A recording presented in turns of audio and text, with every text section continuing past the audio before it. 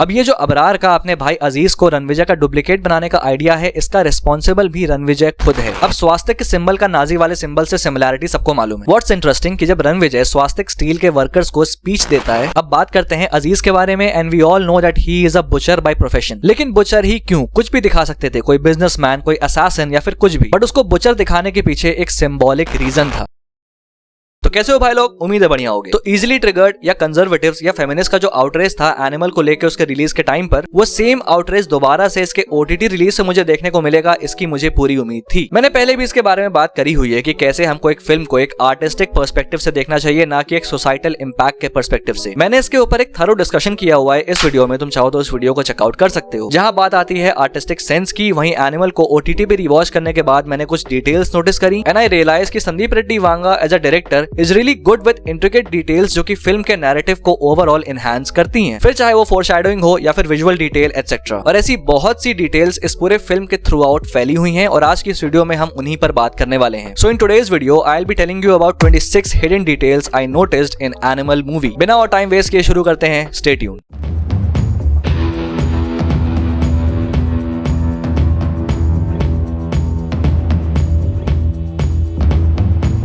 सबसे पहले तो I would like two point out कि ये फिल्म गॉडफादर से कितने पैरेलल्स ड्रॉ करती है। फर्स्ट ऑफ ऑल, एक बेटा जो फैमिली से अलग रहता है, उसके बिजनेस में उसे इंटरेस्ट है नहीं, सालों बाद वापस आता है, फादर के ऊपर असैसिनेशन अटेम्प्ट होता है बट वो सर्वाइव कर जाते हैं एंड बेटा बदले की आग में वो काम कर जाता है जो उसने सोचा भी नहीं होगा एंड इवेंचुअली बदला लेते लेते एक कोल्ड हार्टेड इंसान बन जाता है। Now moving on to the next detail. तो फिल्म में रणविजय का प्रोफेशन एक एरोस्पेस इंजीनियर है एंड स्पेसिफिकली एक स्पेस क्राफ्ट इंजीनियर का, जो कि हमको इस सीन में मालूम चलता है जहां उसके जीजा उसको मिस्टर स्पेसक्राफ्ट इंजीनियर बोलते हैं। व्हाट आई फाउंड इंटरेस्टिंग कि रणविजय का ये प्रोफेशन रैंडम नहीं है। फिल्म के स्टार्टिंग में हम देख सकते हैं कि रणविजय के बैग पे एस्ट्रोनॉट बना हुआ है एंड उसके कमरे में भी यू कैन सी कि रॉकेट्स के, स्पेस के, गियर्स के पोस्टर हैं।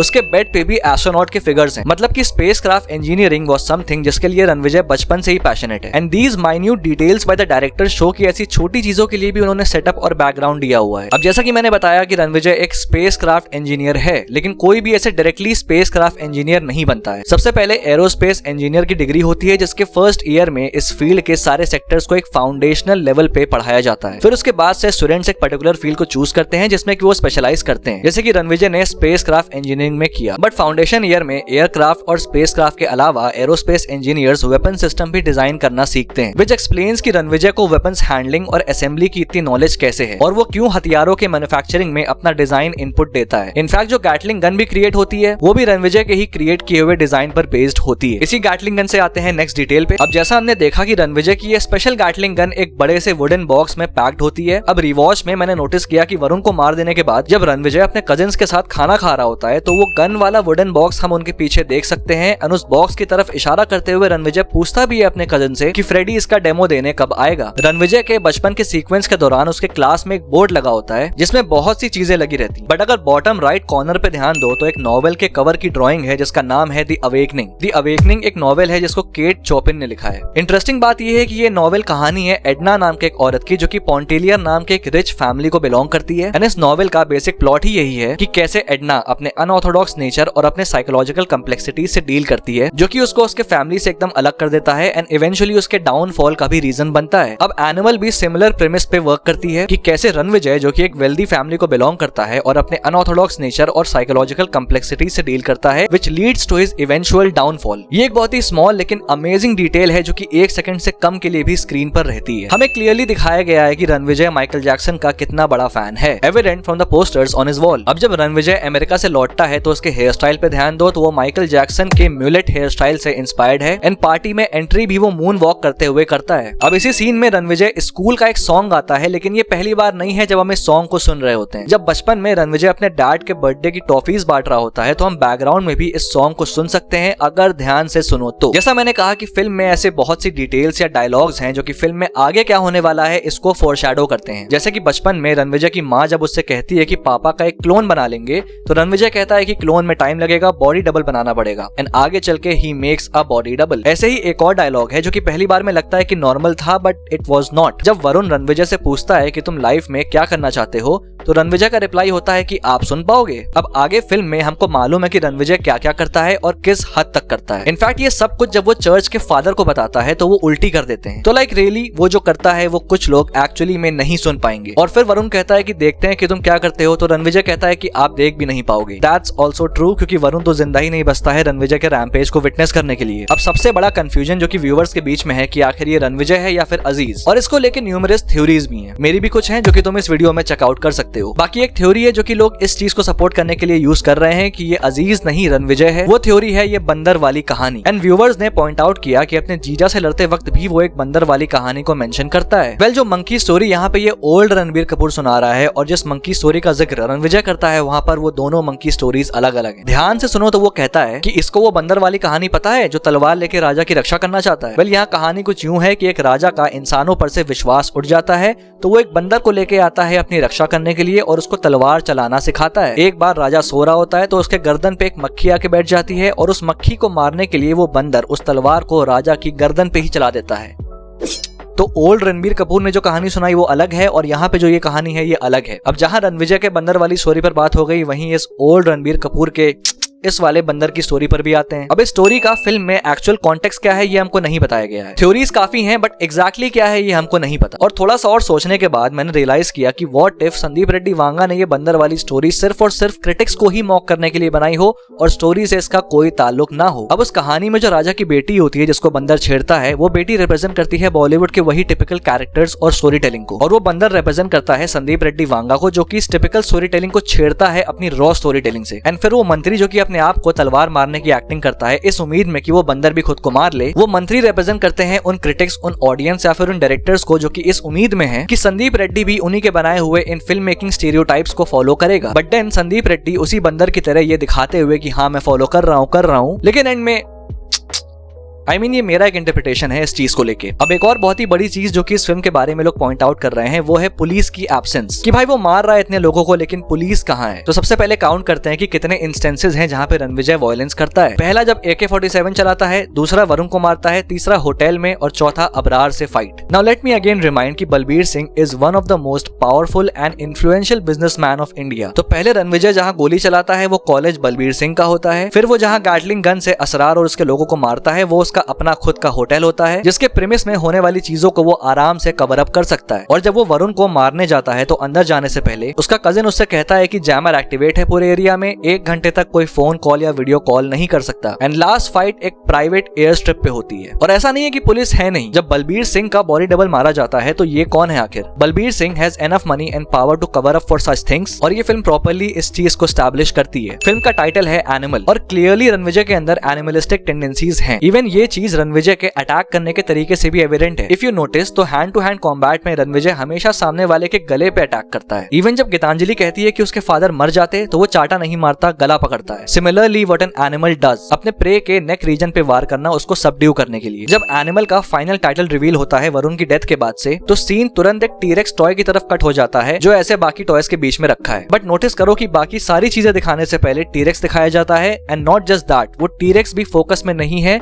जो चीज फोकस में है वो है ये कार जिसमें ऐसे एक फैमिली बैठी हुई है। That T-Rex somewhat represents the ferocity and violence जो कि रणविजय अभी आगे फिल्म में अनलीश करने वाला है। And this family represents his own family, and how that T-Rex, या फिर हम कह सकते हैं रणविजय की फेरोसिटी और वायलेंस उसकी फैमिली लाइफ के ऊपर एक टोल लेने वाली है। एंड ये सीन डेलिबरेटली इस सीन के बाद आता है क्योंकि वरुण को किल करना ही वो पहला स्टेप है उस डार्क पाथ पे जिस पे विजय चलने वाला है। अब इसी पूरे टेबल का हमको फुल लुक मिलता है तो हम देख सकते हैं और टॉयज और ढेर सारी ड्राइंग जो कि रणविजय के बच्चों ने बनाई है। एंड कैसे रणविजय ने इन सब चीजों को अच्छे से ऐसे डैशबोर्ड पे लगा के रखा है। दिस शोज की अनलाइक हिज फादर, रणविजय अपने बच्चों की हर छोटी बड़ी चीजों को अप्रिशिएट करना जानता है। Moving on to the next detail, तो तुम्हें याद होगा कि रणविजय गीतांजलि के सामने 7 ईयर इच थ्योरी को मेंशन करता है। अब ये 7 ईयर इच थ्योरी है क्या? वेल, इस थ्योरी के अकॉर्डिंग एक कपल 7 साल के बाद अपने मैरिज से अनहैप्पी या फिर डिससैटिस्फाइड फील करने लगता है, प्यार कम हो जाता है एंड उन दोनों में से कोई एक किसी दूसरे के साथ एक सेक्सुअल रिलेशनशिप एस्टैब्लिश करने की सोचता है। And this is a kind of foreshadowing कि आगे आगे मूवी में क्या होने वाला है। रणविजय और गीतांजलि की मैरिज स्ट्रेन होती है